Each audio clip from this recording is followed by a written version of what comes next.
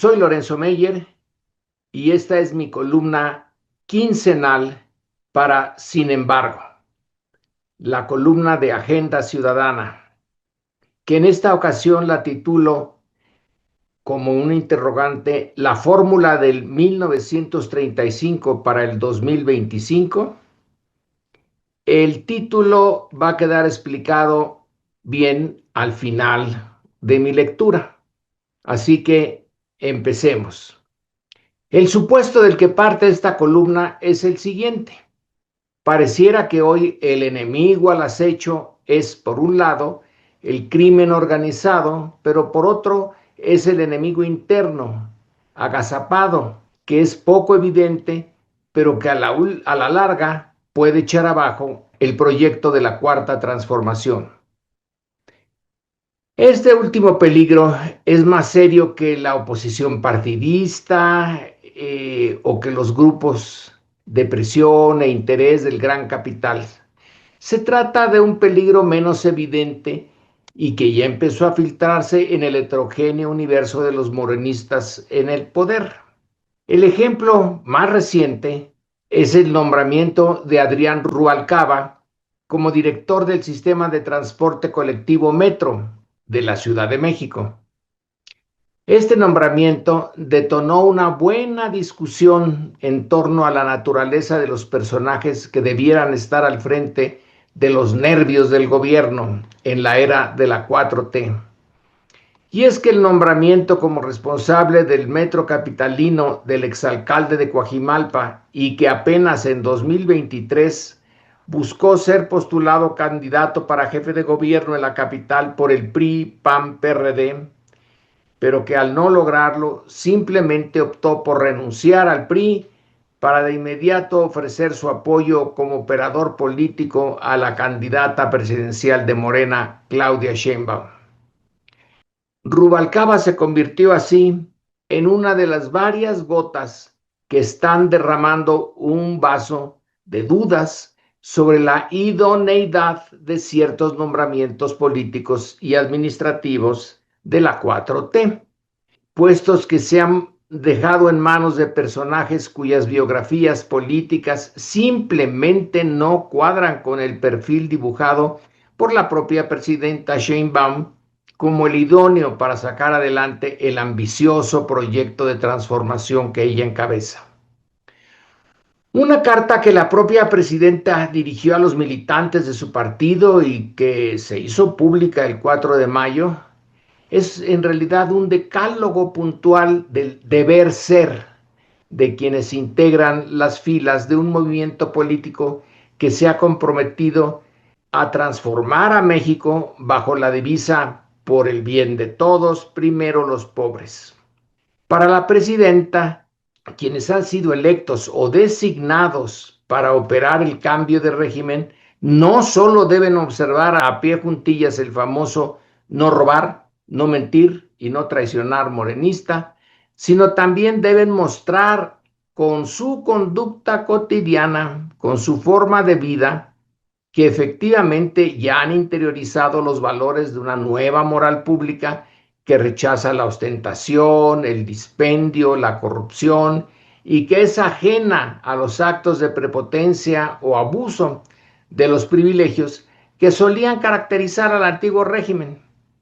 Finalmente, la presidenta también pidió a quienes le acompañan en la nada fácil tarea de transformar la forma y el fondo de la naturaleza del gobierno, no olvidar de dónde vienen.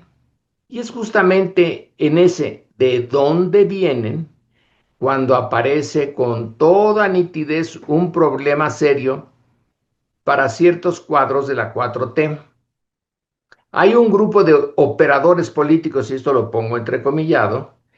que quizá no sea muy numeroso, pero que sí es muy conspicuo, tanto en el gobierno federal como en los gobiernos estatales y municipales, y a quienes no les conviene recordar o que alguien les recuerde de dónde vienen, porque han venido a sumarse a las filas de la 4T desde sitios non santos. En estos casos, la interrogante de fondo no es por qué se introdujeron en la 4T ellos, sino para qué los quiere la 4T en sus filas. A estas alturas de su carrera de vida, resulta imposible suponer que una conversación al estilo de la de San Pablo en su camino a Damasco, en que de perseguir cristianos se convirtió en líder cristiano, y que ahora efectivamente estén identificados con la moral y valores del movimiento de izquierda en el poder, pues es difícil. Tras 7 meses de ejercer su cargo, apoyado por 35.9 millones de votos y con una popularidad en las encuestas de opinión que ronda el 80%, la presidenta Sheinbaum es ya la líder política efectiva e indiscutible, no solo de Morena, sino del sistema político mexicano como un todo. De ahí la interrogante de ¿para qué quiere o necesita hoy una presidenta tan bien posicionada de operadores como Rubalcaba, surgidos de y formados en los usos y costumbres del PRI o en un ambiente similar? Es verdad que en la etapa formativa de Morena, el creador de ese partido, movimiento y artífice del proceso que llevó al morenismo a ser lo que hoy es, el expresidente Andrés Manuel López Obrador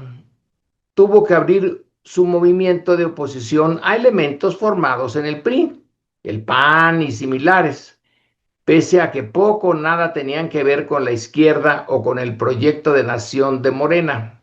Pero eso ocurrió en la difícil e incierta etapa en que AMLO y los suyos debían enfrentar y derrotar a los herederos de lo que por mucho tiempo fue el régimen autoritario más exitoso de América Latina y que incluso fue tenido como modelo a imitar en el mundo. Aquí véase, por ejemplo, a Samuel Huntington y Clement Moore en un libro que titularon Authoritarian Politics in Modern Society, The Dynamics of Established One-Party Systems. Es la política autoritaria en la sociedad moderna y luego como subtítulo la dinámica de los sistemas de partido único, que está publicado en 1970 y donde se ponía al PRI como modelo para muchos países, sobre todo de la Europa del Este. Sin embargo, hoy pareciera no solo innecesario, sino peligroso dar cobijo en puestos de responsabilidad del nuevo régimen a conversos de última hora. Es de suponerse que en el caso del sistema de transporte colectivo del metro, sí es posible encontrar dentro de Morena, o al menos en ambientes no surgidos a la sombra del priismo, a ingenieros que entiendan ese sistema de transporte y que con el respaldo de la presidenta puedan manejar la relación con los líderes sindicales de ese medio de transporte, lo que no es fácil.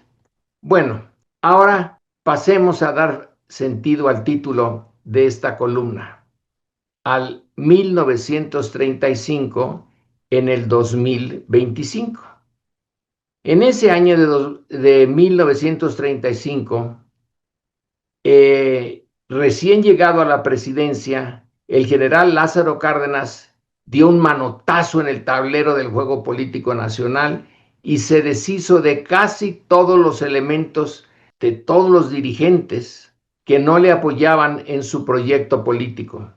Hace justo 90 años, el presidente Cárdenas, con el apoyo tácito de los jefes militares, limpió su gobierno, o casi lo limpió, de elementos no comprometidos con su propuesta de hacer efectivo el plan sexenal. Y Cárdenas se salió con la suya. Hoy la presidenta Sheinbaum no tiene por qué recurrir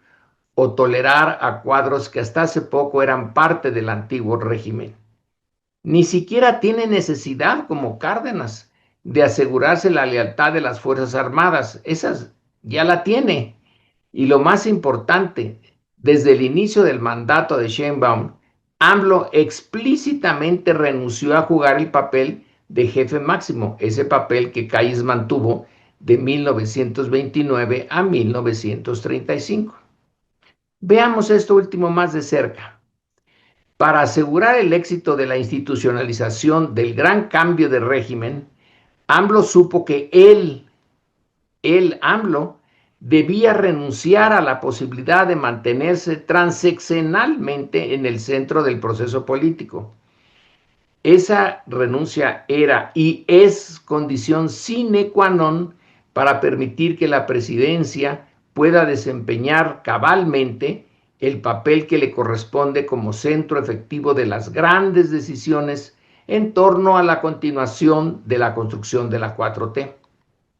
Y en ese proceso se debe evitar que ciertas malformaciones tempranas, por necesidad, se consoliden y se transformen en deformidades permanentes. En su origen, Morena se nutrió y sobrevivió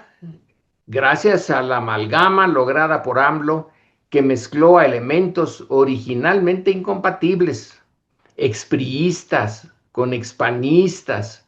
más una fuerte variedad de izquierdas formadas y fogueadas en la lucha contra el viejo sistema priista o prianista. Esa izquierda anterior a Morena y de la que se nutrió Morena, vivió su militancia original pagando un precio alto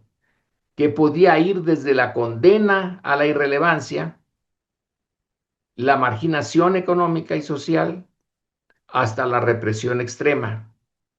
Nada semejante se encuentra en la carrera de los prianistas que hoy se han incorporado al morenismo. El caso Rubalcaba, entrecomillado,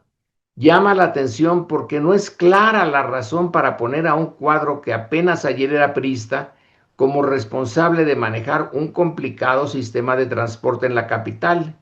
y que significa también manejar una nómina de más de 14,000 empleados, agrupados en un sindicato muy estratégico y difícil, un presupuesto de alrededor de 23,000 millones de pesos, equivalente al presupuesto del Estado de Puebla, por ejemplo, y además que puede nombrar a personajes de su propio equipo político, consolidado en Coajimalpa, como administradores del sistema. En fin, que quizá más temprano que tarde, la presidencia podría prescindir de estos operadores, entrecomillado, fogueados en el viejo sistema y que pueden dejar de ser una ayuda para convertirse en un lastre y confiar los puestos de responsabilidad a gente socializada, no en las prácticas del pasado, sino en la política nueva, en la que se desea para el futuro. Y este es mi artículo y de esta manera me despido de ustedes y nos vemos en este mismo lugar dentro de 2 semanas. Muchas gracias por escucharme y que la pasen bien.